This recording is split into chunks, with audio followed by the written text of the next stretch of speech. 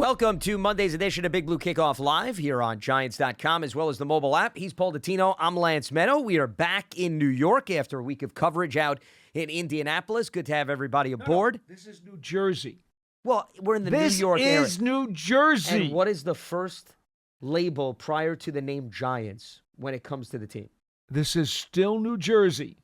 Hey, listen, I'm a New York guy, so you don't have to convince me that there's a difference. If Sinatra was still alive, he would take you out now. Listen, I'm not worried about Sinatra. I'm worried about the fact that I'm referring to the team by the right You got it. location, which is the New York Giants. When they're the New Jersey Giants, we could carry on this I'm just having fun kibitzing with you, man, because it's been a while. No, you know what? Well, it hasn't been that long, okay? Relax. Trust me. I need about 3 months off to recover from you. I did feel like I was talking to a Buffalo Bills fan here, though, off the start of the show. See, the Buffalo fans are the ones that get all crazy about the New York-New Jersey differential. We understand.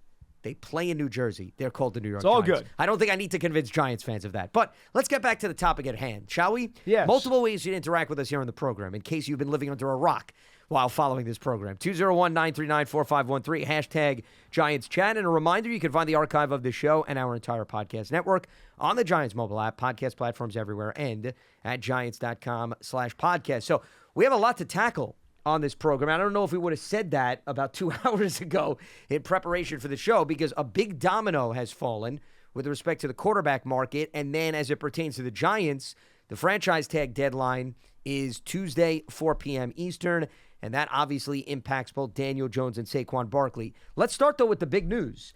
Derek Carr, according to reports, is closing in on a deal with the New Orleans Saints. Looks like it's a 4-year contract. And that was one of the biggest names we were waiting to see. Hey, where would he land? Because remember, it's not about other teams that need a quarterback. It's also about teams that may make a move on a quarterback that right now may not have as much freedom and flexibility with respect to free agency, but it could depend on whether or not they are tagged. But the NFC South, just a big picture perspective, Paul, every team in that division had a question mark under center, right? The Saints, by default, are now in the driver's seat because they have the most proven commodity. And, oh, by the way, this was killing two birds with one stone. You know why? Because they kept him out of Carolina. So not only did they help their own cause, but they prevented him from going to a division rival. So when you look at it from all of those perspectives, I think this is a really good move for the New Orleans Saints. Yeah, I would agree with you. And, oh, by the way, they've also kept Carr from coming to the New York Jets in the AFC. And, you know, who knows what Gang Green's going to do now, whether or not they're going to make a real strong pitch for Aaron Rodgers, or what I truly believe is their best-case scenario is going after Jimmy G. I mean, with the Saleh connection in San Francisco, I think that would be the most logical place to turn if I were the Jets. But in any event, that is certainly the biggest quarterback news of the day. There's some other stuff involving some other quarterbacks we'll get to in a second. But, you know, Derek Carr, to me, got a raw deal with the Raiders. I really believe that. He is a good quarterback. In fact, he's better than good. He's pretty damn good. He's a solid option under center. And to be honest with you, his durability is not to be discounted. You knew that he was going to be reliable each and every weekend. He was going to be there to throw the rock for you. This is not a guy who was easy to knock out of the lineup. And in today's National Football League, that's a big deal. Absolutely, especially if we're talking about Jimmy Garoppolo, who could be the alternative option, let's say, for the Jets. If Derek Carr is out of the picture and Aaron Rodgers does stay in Green Bay or is retired, yeah, Jimmy makes sense. But Derek Carr, he's been penciled into your lineup for at least 15 games in every single one of his seasons going back to 2014. You cannot say the same thing about Jimmy Garoppolo. That's why I thought Derek Carr was a lot more attractive through the Jets lens as we're talking about them, because Aaron Rodgers is 39 years old, so he's not a long-term answer. Jimmy Garoppolo has the injury history. Derek Carr answered both of those issues. 31 years old. To your point, he holds up. And with the weapons that the Jets have in terms of the young nucleus of receivers, the running back, good defense, I think it plays right into the strengths of a proven quarterback. So, yeah, I would say this is a damaging blow for the Jets, especially if they don't wind up walking away with either Jimmy Garoppolo or Aaron Rodgers. Right. And, of course, we just got back from the Combine, John and I, and in examining this quarterback class, look, there is no one. And, folks, if you heard any of our shows last week or any of the huddles that we put up while we were taping out there, there are no Andrew Lucks, there are no Justin Herberts, there are no Peyton Mannings, No, everybody in this class has a significant question mark or two, or maybe even three. And so this is really going to, kind of continue that quarterback's kaleidoscope, if you will, because there are no easy answers. Now, I get it.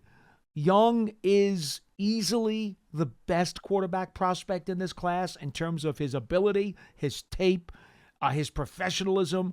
But even there are questions there, and I know he weighed 200 pounds, so he's all happy and people are giddy because he hit the 200-pound mark in the underwear Olympics. Okay, great. But still, there are going to be some doubts about his ability to last in the National Football League when you got 330-pounders squashing you in the pocket. Sure, and there were doubts about Russell Wilson too, though, in fairness, Paul, coming into the league. There and are his guys who have measurements made it. are not that far. Drew Brees was another guy questioned with his height. The scale is against someone of that physicality or of those measurements, but it can be done. Yeah, and I'm sure the team that selects him feels pretty good about their chances, but your point is well taken. There's going to be a lot of quarterbacks taken high, regardless of whether or not there is a number one guy in the minds of 32 teams that would be a runaway. Because everybody is desperate to find the franchise quarterback. And all the quarterbacks that are selected, by default, they're not going to work out. It's not that I have anything against any of these prospects. It's just, look at 2018, Paul. I bring this example up all the time. 4 guys went in the top 10, and that's not even including Lamar Jackson, who went later on. Mm-hmm. Josh Allen is the only quarterback on his current team.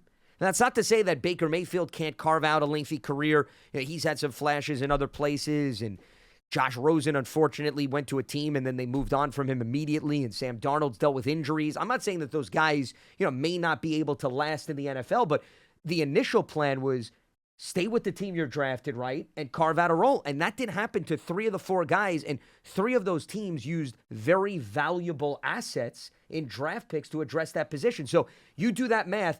The only example I could give you, and this is how far back you got to go, you really got to go back to 2004, Paul, with Eli, Phillip Rivers, and Ben Roethlisberger. Mm-hmm. When was the last time that much volume, everyone struck gold where they got a guy and he lasted for over a decade? You'd be hard-pressed to find another example. Totally agree. We may get, in fairness, Joe Burrow and Justin Herbert. It's possible. That's looking really good. So those 2 guys, but that's not 3. That's only 2. That's 2. I think you got to go back to 04. Look, I told you guys when I came back from the Combine, I was down on Kyler Murray. I remember I was down on Baker Mayfield. And man, did I catch flack after each one of them had somewhat of a spectacular flash. But that's what it was, a flash. Short-lived, spotty, and now look at these guys. Basically, they're in the Kmart bin. Well, okay. I don't know if I'd go that far, but well, I mean, Murray's got to get Murray's still under contract. Murray's got to get fixed up. That's the first thing. Before he can even step on the field and do anything else to try to resuscitate his career, he's got to get healthy. Baker, well, he's been pretty healthy his career, but hasn't nearly lived up to the hype, which was overdone from the very get-go. Well, Baker had the shoulder injury after a really good year in 2020, and he's also a product of, similar to Josh Rosen, though Rosen wasn't in Arizona long enough, it was a revolving door of coaches and coordinators. I'm not making a laundry list of excuses for Baker. Hey, I was down on Rosen, too, and I was down on Darnold. Well, all of these guys clearly had their faults, but we also have seen, Paul, when you draft a quarterback and then you bring in one coordinator after another. Hello, the guy that is the starter in this building, the last time I checked, is a product of that too. So if we're going to apply that logic to Daniel Jones, we got to be fair to a guy like Baker. Got to be part of it. Contributing factor. Got to be part of it. No doubt. That brings me to Daniel Jones because yes, indeed. There are multiple reports circulating from members who cover the NFL very closely that his representatives will be meeting with Joe Schoen face-to-face here at the Giants facility. Remember, that's coming from outside of the building. Albert Breer and Mike Garafolo, I believe, are the 2 guys outside who have reported that. Yep, Breer from SI and Garafolo from NFL Network. So multiple whispers that is happening. But once again, the team does not comment on any negotiations. It's not official from the team's perspective. And it's not a surprise, Paul. The clock is ticking, okay? We're about 24 hours away from the tag deadline, Tuesday at 4 p.m. Eastern. Now, they say deadlines make deals, right? You hear that phrase all the time? No doubt. And we always talk about, and we said this actually because we were on the show, I believe, when the window opened for the franchise tag. And I said, I would be stunned if somebody is tagged sooner than a day or 2 away from the deadline. Now, according to reports, Tony Pollard, Cowboys running back, he's going to be tagged, which was expected. Josh Jacobs, the Raiders running back, he's expected to be tagged. But what makes the Giants situation unusual is they have 2 players to weigh, as opposed to most of these other teams. You're maybe really thinking about one guy as opposed to the Giants situation. Yeah, I was talking to some folks out at the Combine, and they all said that they could not remember any time since the tags were in place where a team had a franchise quarterback and a franchise running back come up in the same year where they had to figure out, okay, who gets the tag? Because you'd love to have 2, and you just don't have them. So a unique situation. But the bottom line is, as we tried to tell you all along, not to follow the daily soap opera. You know, the folks who continue to follow every grain of sand that goes through the hourglass are the folks that will stress out beyond belief. Ultimately, as you said, the tag will be the tag at the last minute or the last hour, and the deal will be the deal at the last minute or the last hour. As one former GM used to say, the deal will get done when it's time to get done. And once again, when the clock says 4 p.m. Eastern, you have a little bit more urgency, right, for both sides, because Tomorrow, you then by the way. ultimately, Tomorrow. have to make a decision. Tomorrow at 4 p.m. Eastern is the deadline, and that includes the non-exclusive tag, the exclusive tag, and then, of course, the transition tag, which is rarely given out. Now, just to remember something, folks, free agency doesn't actually start to the 15th, and there is the legalized conversation period that goes on 2 days before. Yep. So, just because if in some stretch of the imagination the Giants don't get the ink dry on Daniel Jones's deal, let's say they come to an agreement, but they haven't sealed the deal, or they're still really close but haven't dotted all the I's and crossed all the T's, they might still tag him tomorrow at 4 o'clock, and then maybe a day or 2 later, they actually shake hands and finish the deal. That could happen too. Okay? That could happen too. Now, the only problem with that is with the tag, because the tag deadline comes up tomorrow at 4. You can't then use it again on another player is what you're referring to. Right. And that's the one little hiccup here, that if the Jones finalizing his deal comes after Tuesday at 4, the Giants can then not use the tag on Barkley. Just so you folks understand that, because I know a lot of people think, well, once Jones is done, you tag Barkley. Well, that was always a realistic option and part of the plan. But if you can't get it done by 4 tomorrow, you can't tag Barkley. Just so people understand that, because they're going to say, well, doesn't free agency start till March 15th? Why can't you tag Barkley? No. Well, because the deadline is prior to the start of the new league year. Correct. Yeah. And you can only use the tag once as an organization, unless, of course, you take it back, which we've seen. I think it was Charles Clay, if I want to say. I got to look that up and confirm it. When he was with the Dolphins and Buffalo, I think they gave him the tag initially. Maybe it was the transition tag. Well, and the then took it Panthers back. tagged Norman, and then they pulled it back. Correct. Josh Norman is another good example. So there's been a few scenarios with respect to that. But even if you take it back after the tag deadline, you can't then apply it to somebody else. Right. That's the point at hand. Olivier Vernon was tagged by the Dolphins, and then they pulled back. It was a transition, I think. They pulled it back, and the Giants wound up signing. Yeah, so there have been a few circumstances like that. But once again, if this was 2 weeks ago, then I think you'd have more flexibility for that to apply. Now, with that being said, though, and this is where I thought maybe you were going to go with it, because it is important to note the calendar that you brought up. Let's say, hypothetically speaking, they don't get a long-term deal done with Daniel Jones. They tag him. Saquon cannot start talking to other teams until 2 days prior to March 15th. Correct. So you still then have a your restricted exclusive area. window Yes, you with do. Saquon, meaning that he's not yet tipping his toe into the market. You still can control the dialogue and maybe inch closer to a deal before he could spread his wings and talk to others. So even though you don't have the tag on him, I would still say the Giants could still capitalize on that narrow window where it's just him and the team speaking. The only logic that says that's not a good idea is that once you get to that point, his people will probably say, well, you couldn't tag us, even though we can't talk to anyone right now. We just assume wait the week or two. Sure. Because since there's no restriction on us, we might as well listen to other people. 100%. No, absolutely. They could say, listen, we respect the fact that you still want to talk, but we're making it clear we're going to test the market. We may give you an opportunity to match or keep you afloat on the negotiations. That could be maybe a handshake deal, but you lose leverage, to your point. In a matter of speaking, that's what happened with the Yankees and Aaron Judge. Remember? Yep. You know, they had an exclusive time frame where they could talk to Judge and nobody else could. And Judge's people said, no, we're going to wait until free agency opens because we want the opportunity to sniff what's out there on the open market. And they did. They ultimately came back to the Yankees. And I'm not saying that that's what will happen with Barkley, but Barkley's people at that point, if it gets to the scenario you've painted, the only way they will probably want to deal with it is to listen to those other offers after the open window starts at the beginning of free agency. Yeah, from what I heard, Aaron Judge was close to playing tight end for the Giants. You didn't hear about that? Weren't they inching closer to a deal? Don't give these people on Twitter any ideas. No, well, wait, that's the San Francisco Giants. But I thought there you go. I thought both Giants. I thought they meet in the offseason, and don't they congregate and have a fair and a picnic? Okay. I may have heard that elsewhere. Okay, anyway. But bringing back the conversation to a more serious nature, I don't think that window should be overlooked. I think you bring up a very fair point. You lose leverage, but they still perhaps could get something that's more attractive to Saquon Barkley and his representatives before he does ultimately hit free agency. They could. Yeah. They could. But then again, if you're the Giants, I guess the other part of that equation is, let's say you believe in your heart of hearts that you've given him a really good offer and that maybe the open market isn't going to be all that attractive. Maybe, just maybe, and again, you never know what's going to happen when that free agent window opens. But as we talked to Joel Corey out at the Combine, you can always have a gentleman's agreement. agreement. NFL agent, by the way, and cap from specialist. CBS Sports. Yep.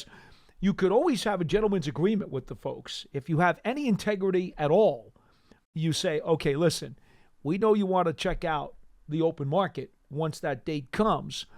Feel free. Go ahead. Sniff around at the market. Maybe you're not going to like what you find. In either case, give us a call back and let us know what you found.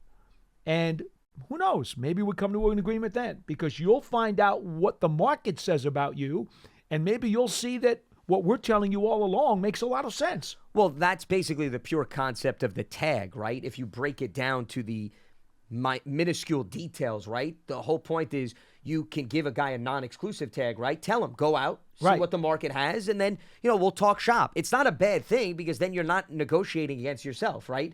You're still negotiating against the rest of the market, but you at least give yourself a chance to not lose the player and have him walk away. We've talked for the franchise tag all along, the non-exclusive, but I wonder, would you consider, if the Giants were able to sign Jones, would you consider the transition tag on Barkley instead of the franchise?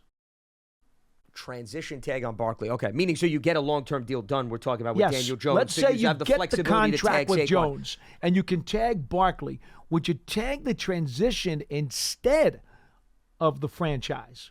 Would you do that one? Well, here's the way to look at it. I don't think so. I think it's going to be the non-exclusive franchise. I was going to say, I don't know if it really makes a difference in the long run, Paul, especially with Saquon, maybe more so than a quarterback, because here's why. First of all, if you don't tag him, I think there's a willingness that you could part ways with him. You've at least already digested that. Right. I don't think somebody's giving you 2 first-round picks for Saquon Barkley. No. Right? So that's the only benefit of giving him the non-exclusive franchise tag, right? Correct. Team is wowed by him. Well, the other benefit is the transition tag is cheaper. No, the transition tag is cheaper, but you don't protect yourself. You don't get 2 picks. No, you do not. You lose him outright. You have an opportunity to match. Correct. But if he wants to go elsewhere, the team doesn't have to give up 2 first-round picks. That's the major difference. Correct. Between the transition and the non-exclusive. But you do have either you get the right to match and then he's stuck, or if you keep him on the transition tag, you get him for cheaper than what the exclusive or non-exclusive franchise would be. The money is different. I don't think I would, quite frankly. I just want to put that out there so folks understand if it does happen, and I don't think it will happen, it is an option. I just don't think they'll use the transition on him. I think they'll use the franchise. I'm completely with you. Yeah. Also, not that this to me is the guiding light, but if the transition tag is cheaper and you're negotiating back and forth. Do you really want to now lower the amount of money that he'd get on a guaranteed deal under those circumstances? Do you want to create more friction, I guess is what I'm getting at, especially if it's lower than the $10 million number, which is on the tag.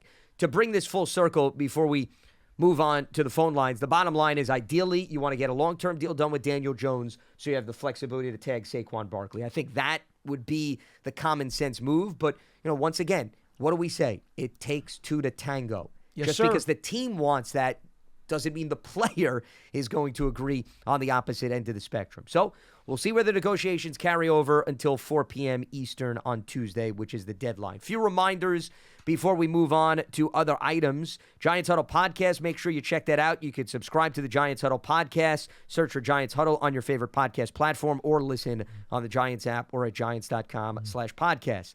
As we look ahead to the 2023 season, Giants fans, you can take your fandom to the next level with a season ticket membership. Stay connected to the club all year round, not just on game days. Memberships are now available for the 2023 campaign. To learn more about all the exclusive membership benefits, visit giants.com/tickets. Limited inventory is available. And the Giants official connected TV streaming app is Giants TV. Brings original video content and game highlights on demand and direct to Big Blue fans. Giants TV is free on Apple TV, Roku, Amazon Fire TV, and the Giants mobile app. All right, let's open up the lines, 201-939-4513. You can also hit us up on hashtag Giants Chat or reach out to us on our individual Twitter handles. Let's check in with Jerome in Charlotte joining us here on Big Blue Kickoff Live. What's happening, Jerome? Hi, guys. Love the show. Thank you. Couldn't wait to actually be able to ask questions. I'm still love to see general manager stick to his guns and hope he stick to his price. I hate that. I understand Barkley and Jones, that like everybody else, they want their money as much as they can get. But with them having so many losing seasons together, I think they should want to help build what they have going forward, just winning a playoff game and, get more of that. But I also want to ask Paul, maybe Lance, you know also, but who else could be a sleeper quarterback that the Giants can, maybe start to groom? Because we haven't had a young quarterback that's been able to stay with the team. So you're talking about, Jerome, somebody to draft or somebody to sign in free agency who's young? What are you referring to? Well, in the draft, and that could be a free agent that is worth bringing aboard. And Taylor is, he can start, the season and help, while they still grooming the. Sure. Well, you're referring to a guy essentially on the practice squad in that scenario, and appreciate the phone call, Jerome. You're not going to bring in, Paul. You normally have two quarterbacks on the roster, right? Because Davis Webb was on the practice squad for the majority of the season. So in his scenario, even if you draft somebody, you still need to feel good that you can retain that guy on the practice squad. If you're going to draft somebody and you can't storm on the practice squad, now you got to eat up another roster spot because Taylor's under contract. So assuming Daniel Jones returns, DJ's one, Taylor's two. You already have your veteran backup. I get the idea and the attractiveness of grooming a guy, but if you have to do that at the expense of eating into your 53-man roster, I don't think it's worth it. It's not happening. And to be honest, that's one of the reasons why the Giants gave Tyrod Taylor the deal that they gave him. It was a 3-tiered deal, which had all kinds of incentives. If Jones had gotten hurt and Taylor became the starter, he was going to get a whole lot more money because he would have been the guy. And the Giants would have been like, okay, Jones missed a whole bunch of time in 2022. That probably, or at least certainly would have put it more in play that he may not have been coming back this year. Okay, but that was one part of the deal. The other part of the deal with Tyrod was if they were going to escape from Daniel Jones's deal, Tyrod was going to be the bridge, because the way the contract was constructed economically, they made it so that he would be the bridge in 2023. And then after that, let's see what happens. probably be the guy to groom the new young guy who might be coming into 2023, and then maybe be the starter in 24. I mean, they knew what they were doing. If you look at the Tyrod Taylor contract, it tells you exactly how they viewed him. And he was certainly more than just an insurance policy. He was also the potential bridge if they needed one. And I think the setup with respect to what the caller was referring to, that's more of a scenario when you have a veteran quarterback as your starter, meaning a polished guy. Like, I'll use the Saints. So the Saints are bringing in Derek Carr. He's 31. Like, that would be a team, if you wanted to draft somebody later on in the rounds and you wanted to bring them in and groom them, that, I think, to me, is still a sensible move. But when you're the opposite, which is the Giants, when you're talking about a guy coming off his rookie deal, the goal is for Daniel to be your starter moving forward. Right. You're not worrying about developing a backup. No, you're not. So it's very different in terms of the mindset. And while I could throw out some names in the draft cast, like, for example, a Max Duggan out of TCU, who helped his team get to the national championship, I mean, he's not expected to go as high in the draft.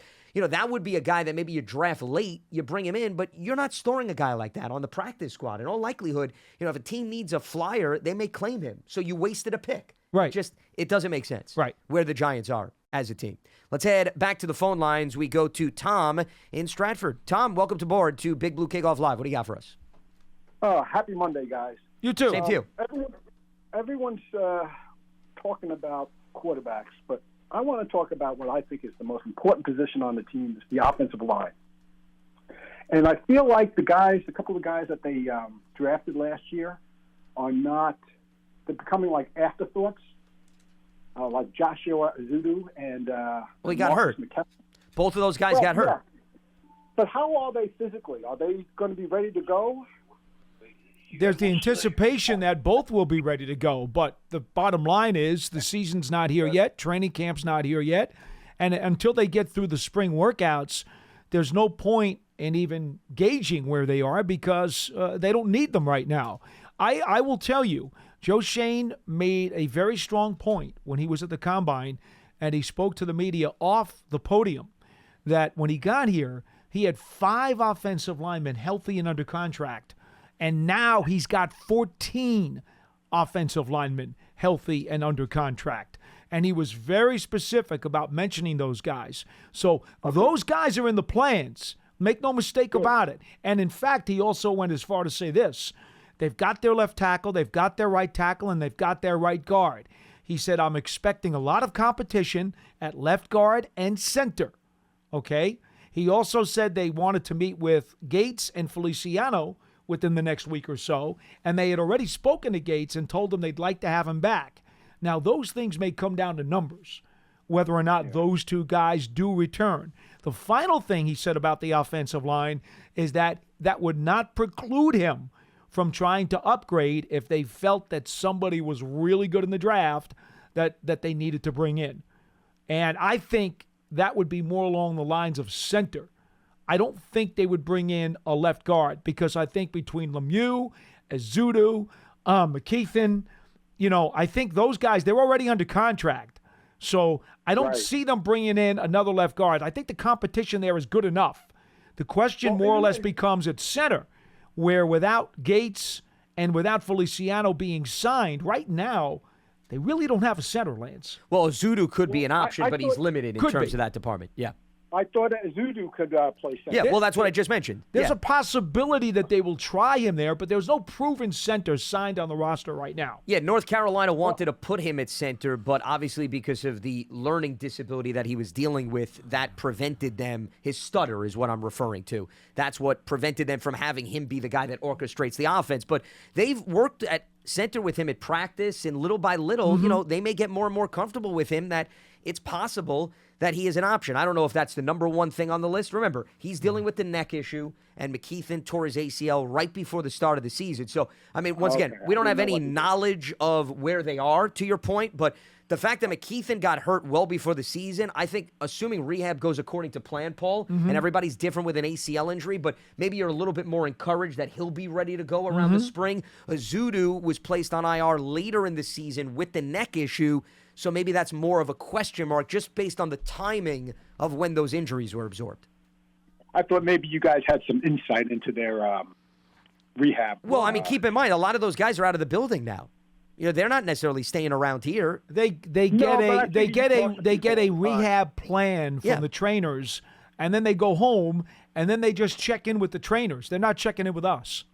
Yeah, I can promise you that.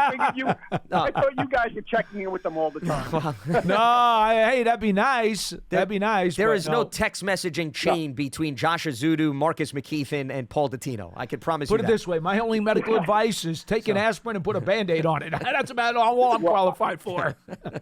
I'm very high on Josh Azudu. So am I. If you look at that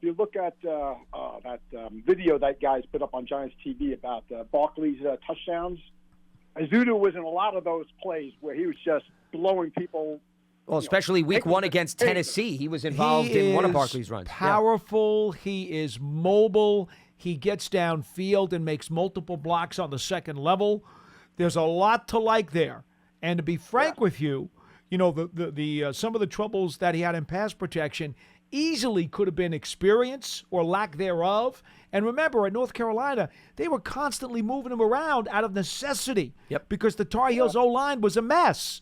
Now that they've got him concentrating on one spot, I think there's a lot of potential for him to grow into that position. And, Tom, appreciate the phone call. Thanks for giving us a ring. I think that was one of the reasons why the Giants drafted him. He was extremely appealing because, as you mentioned, North Carolina utilized him as a jack-of-all-trades guy. Now, maybe they didn't intend for him to play all of those positions. Some of it was injury, some of it was strategy and game flow, but there's a lot of upside. And you need a guy on the offensive line on the roster, Paul, that plays multiple positions. You do. You can't afford to just have one guy at one spot because injuries are going to pile up. Well, all the more reason to try to bring Nick Gates back, and I don't know what the numbers are going to be, and so that may be difficult. We'll have to see. But to have McKeithen coming off an injury, Azudu coming off an injury, and Shane Lemieux coming off an injury, that's three guys who I know they plan to compete, or should I say throw into the hopper at left guard. One of those guys is probably going to come out of that thing the winner. You would hope, especially for the sake of continuity, given, right, you'd rather turn to a guy that at least has been in-house and has some establishment of chemistry. And the caller brought up the fact that maybe some of these guys are afterthoughts given the injuries. I forgot about Ben Bredesen. Sure. But that's not as young a guy. That's more of an established He's only been in the league, what, three years? Well, yeah, but I mean, I look at him separately from Azudu and McKeithen because they just there's a guy who, I'm sorry, Ben, I didn't mean to exclude you. You will definitely be in the competition. I'm sure of that. Well, he also proved very valuable, right, in recent history. Absolutely, he did. So Bredesen was with Baltimore going back to 2020. So that's fair. I mean, we're talking about 3 years in the league. Once again, still a lot more experience than what Azudu and McKeithen, because remember, McKeithen doesn't have one NFL regular season snap under his belt. Still extremely raw. But what I was about to mention before you brought up Ben Bredesen was Nick Gates, you could say, was a bit of an afterthought too, right? Once he got hurt. I don't know if anybody was penning him in, and then look what a pleasant surprise he proved to be. His comeback was truly remarkable. I never doubted him, like I never doubted Richie Seubert many years ago, because I know the guy too well. And I had tremendous confidence that if there was anybody who could do it, Richie would have done it, and he did. And I'm like, you know what? Nick's going to do the same thing. And he did. So that's more of a reason why we're not saying you should bank on a player that has some injury history, and I wouldn't say Azudu and McKeithen have injury history, given they've only been in the NFL for 1 year. But sometimes you stick with a guy, you groom him, you develop him, you have a patient approach. He could prove to be a guy that all of a sudden starts to be productive and enters the mix in a year or two. All right, let's head back to the phone lines. We got Marty in Manahawkin joining us here on Big Blue Kickoff Live. What's happening, Marty? Hey, good afternoon, guys. How you doing? Hi. Doing all right. What's on your mind? Hey, Paul. I think you might have saw the same thing I did. Was that a lot of those guys that Tony Pauline was talking about that might be available to the Giants, like on the second and third day? A lot of them had really good combines. Really good marks, and that's. That would be a real pickup for the Giants if some of those guys were available there. The one guy he would mention was Jared Patterson from Notre Dame as a center. Sam Laporta, tight end. Before you go anywhere with that, remember the Underwear Olympics, or the Pajama Olympics, if you will. Please remember, and Joe Shane admitted this as well. they will not upgrade a guy because he had a good combine. Good results, good testing numbers at the combine will only maybe allow you or tell you to re-look at the guy again when you're watching the film. But it's not by itself going to enhance his grade.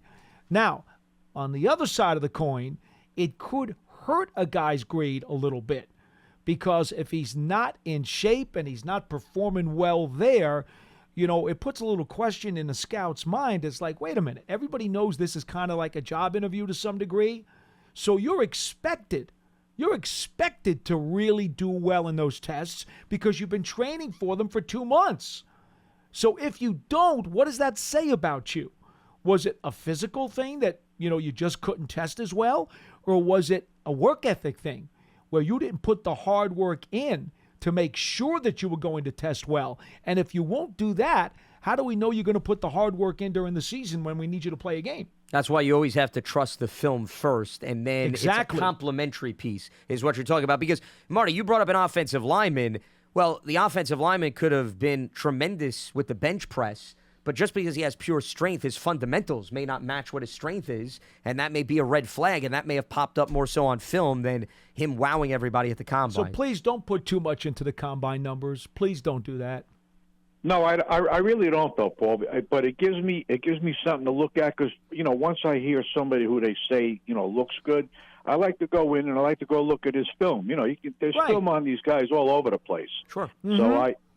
So I like to go and look at that. And some of the guys he showed, like Sam Laporta, I'll be honest with you. I mean, he reminded me of Mark Bavaro when Mark Bavaro was animal running. No, don't go there.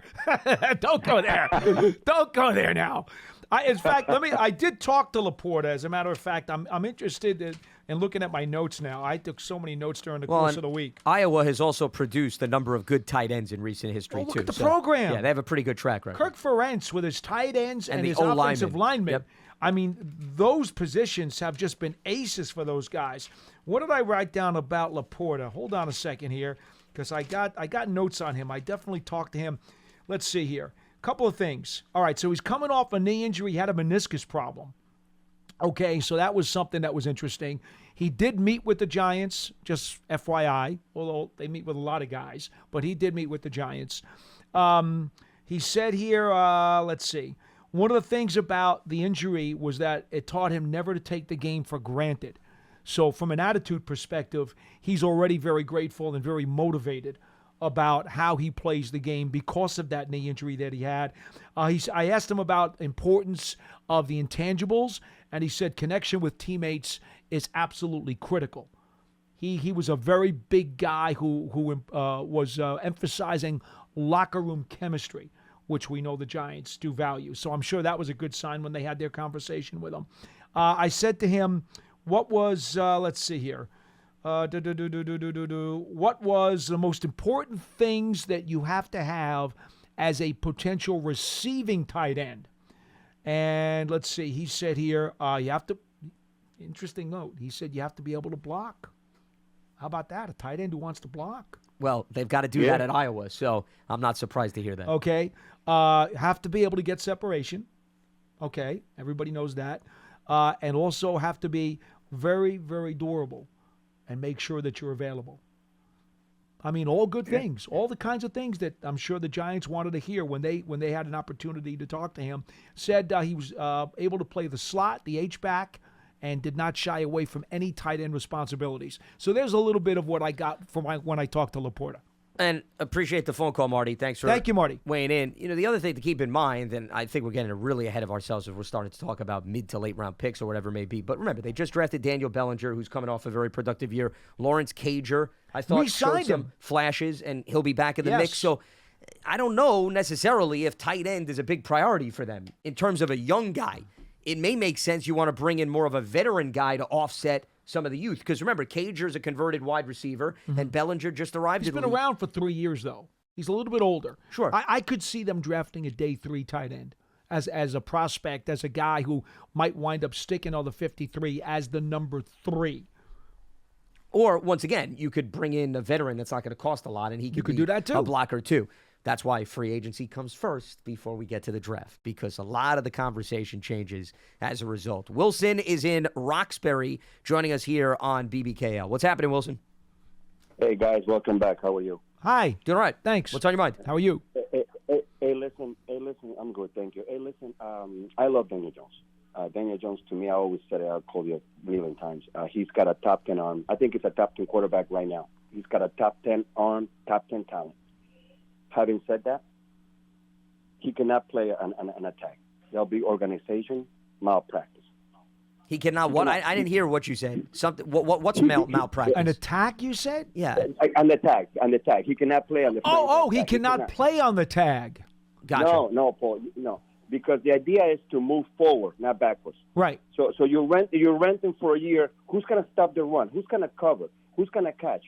At that point, you got to let him go, Paul. My man, this is why, before you go any further, this is why I've told people all along it made sense for both parties. There is such a thing as a deal that's good for the player and that's good for the team, which in turn is good for the player. You see? Paul, let me ask something. Yeah, go ahead. All right. I truly believe he doesn't want to come back. Because for a kid, that the past 3 years, people want to run him out of town. Then the last game he plays at Giant Stadium, he leaves to a standing ovation. So people kind of warmed up to him. Mm-hmm. And after that, he pulls all this crazy stuff. Either two things are going on. He doesn't want to be here, or not everything is rosy and rainbows in the building. Okay, man. I'm going to tell you. I'm going to give you a scenario which may change your mind. Okay. It doesn't have to, but I'd like you to follow the dots. Okay. Sure. Before Joe Shane went out to the combine last week, Daniel Jones was in the building first thing Monday morning working out. He works out on his own, and he's done his own workout stuff to try to build up some more bulk and muscle. But he came to the Giants facility a week ago today, and he did a workout, and he stopped by with Joe Shane, and they had a conversation, mutually expressing their situations and how things would like to be. Now, I don't think he would have done that if he did not want to be here. Furthermore, I don't think, and again, I'm speaking on conjecture, I don't think his agency was necessarily thrilled that Daniel Jones stopped in here and had a conversation with the general manager without them. I'm sure they're not thrilled about that. Okay, so that tells me by logic that there's a better than 50-50 chance, okay, that this is going to get done in a very nice and polite way when it's time to get done. Well, listen, I talk to a lot of Giants fans. I'm not gonna. This is from the fans. I know fans. We don't do any negotiations or nothing like that. But the fans are the fans. We are part of the culture of the team. We do have some kind of voice. And right now, a lot of them, Paul, they say, you know what, this kid is nuts. You know, we can go 9-8, 8-9 with Jimmy G or with Baker Mayfield. Now, you know what I'm saying? So people are saying that, and this kid created all that craziness, and I don't know why. How did he create wait, Wilson, I lost you. What craziness did Daniel Jones create? Explain that to me. Asking for 45. Hold on. Wilson. Time out. No, let me take over here. Okay, Wilson. When did Daniel Jones get on the record in an interview in a press conference and say, I want to be paid a certain amount of money? Can you give me an example? I can't give an example. Okay, so then what are we talking about? Making it up out of No, I'm not. No, Wilson, I'm not saying people are making it up. I understand there's a lot of experienced people that cover the league, but when it comes to free agency and negotiating, there's people with agendas, and numbers are thrown out for reasons. So unless you heard Daniel Jones say that, you can't accuse the man of creating this if he may not be behind it. Lance, let me ask you something. You know how powerful New York radio is, right? You know, you work in WFAN. Okay. What happens if Craig Carton and Boomer Esiason start saying this kid is not a team player. He wants to kill the team. He doesn't want to help. Yeah. The team So you hold on. What's going to happen? What that will do is there will be fans that will listen to that and will run with that, but that has no bearing on how the team feels about Daniel Jones. Not if that's at what all. you're insinuating. Not at all. Do you think Joe Shane has Sports Talk Radio on his loudspeakers in his office, and he's waiting for a sports talk show host to give him a sign about who to sign to be his starting quarterback? And besides, why should the opinion of somebody who's never been on the property matter to you? Seriously. Why? Well, why? Because listen, because New York radio has gotten people fired, hired, benched, traded. I mean, this kid. Wilson, listen. Here's what I'm going to tell you. We got to let you go because we got other calls. But let me just tell you this, okay? I've told you folks since October, Jones and Barkley will be here opening day 2023. I am not wavering off that very strong opinion, okay? I've never once wavered from it. The soap opera has continued to dance and pitter-patter all over the radio and all over the newspapers for months, okay? I've never wavered. And I'm not wavering now, okay? So don't worry about it. Don't worry about the tag, all right? Jones is going to wind up signing a new deal with the Giants, and the tag will not be in play. Don't worry about it. Well, two things that I just want to bring up because, remember, there's no guarantees in life when it comes to especially NFL negotiating and free agents. I'm not disagreeing with you. I'm giving a very strong opinion. I'm not giving you a fact. Fair. It's a strong opinion. Well, first of all, even if Daniel Jones is tagged, that doesn't mean they still can't get a long-term deal done by mid-July. That's number one. Absolutely. So there's no indication. Just because a player's tagged doesn't mean he's going to play on the tag. However, and we do have a tag now, according to ESPN. Pollard has, in fact, been tagged by the Cowboys, as was expected. Correct. I had mentioned that earlier in the show when we were talking about him and Josh Jacobs for the Raiders. The second thing I wanted to bring up is I completely disagree with the last caller's sentiments that a player like Daniel Jones cannot play on the tag. Because I think there's examples as we have complete darkness. Is that a sign? I don't know. Somebody's trying to tell me something here about that I think Daniel Jones can play on the tag. I don't know. Should I read into that? There's no storm outside, is there? I don't know. Wow. Well, it's one of these rooms where if you don't move, I thought we were moving. You move your hands 25/7. I do it all the time. Not 24/7, 25/7. Exactly. Okay? Yeah. Exactly. What's I'm going on Italian. here? I can't help That's it. what I'm saying. We got Pearson. I'm He's flipping doing a jumping pizza. jacks. Every time I have a conversation, I'm flipping a pizza. If we only had a camera, Pearson was like doing jumping jacks to try to get the lights back on, as if nobody's paying the bills here. Finish your thought. Yes.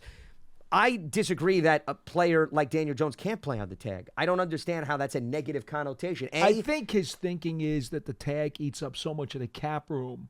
And we've talked about that before. Well, but $32 million versus, let's say, if he got more than that. But here's the thing. In all likelihood, if Jones gets a reasonable deal, like what I believe is going to happen, and I think most people who really understand this, the numbers are probably going to be somewhere between 11 and 12 million on this year's cap hit. If he gets the kind of deal that the smart people think he's going to get. Okay? So, in reference to that, if he signs the long-term deal, this year's cap hit doesn't have to be 32 on the tag. Sure, no, that's fair. It could be about 11 or 12. Well, and you bring up a good point. We get caught up in average annual salary. All that matters is the guaranteed money, number one, and number two, how do you break down the life of the contract? Because cap hits are going to fluctuate.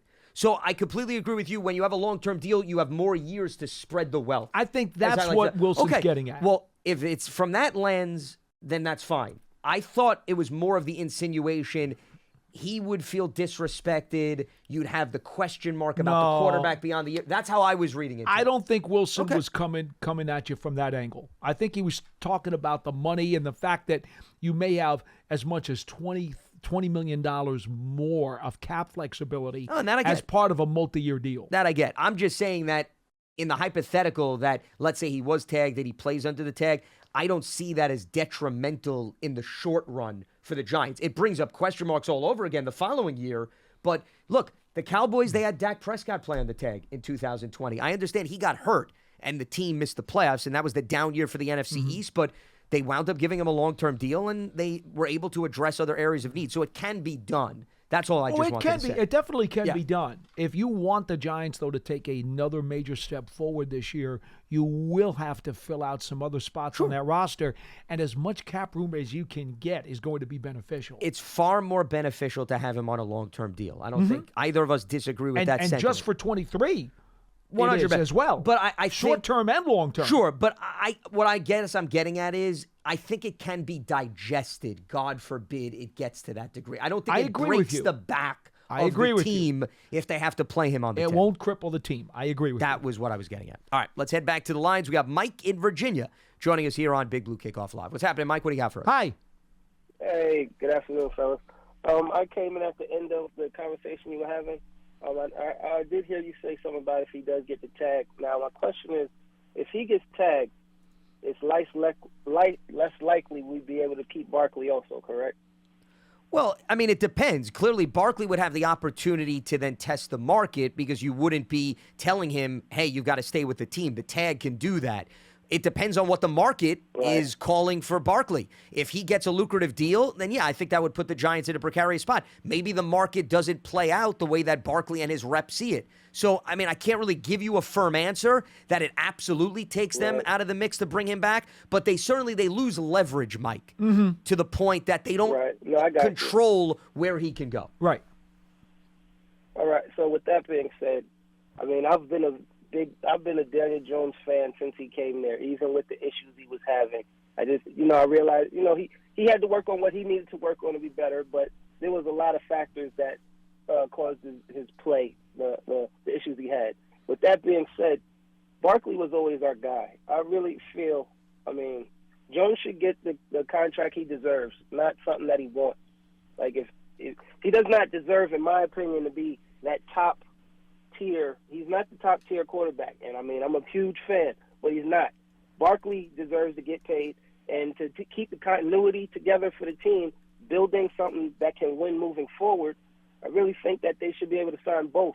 But when people start getting greedy, at this point, if they can't sign him, would y'all be opposed to letting him walk and maybe making a trade in the draft to move up to pick somebody? Look, it's better for all involved if both guys re-sign. And appreciate the phone call, Mike. And that has been the premise that I've tried to explain to people all along. It's better for the team, it's better for each player, and it's better for them together collectively. Let's not kid ourselves.